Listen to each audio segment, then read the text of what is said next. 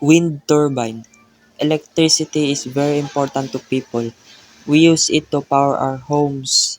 One of the main ways we produce electricity is with the use of generator. A generator is a device that converts mechanical kinetic energy into electrical energy.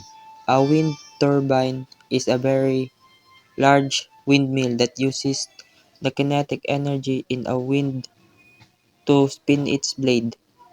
The blades transform the energy into electrical energy, often particularly in a very windy places. Many wind turbines are grouped together to form a wind farm.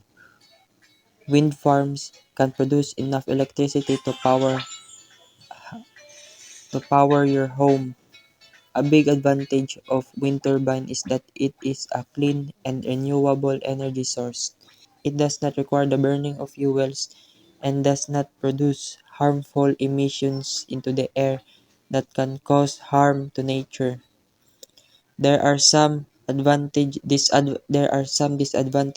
of using wind energy. The large spinning blades on wind turbine can kill or harm flying animals like birds or bats, and if damaged, wind turbine can be expensive to repair.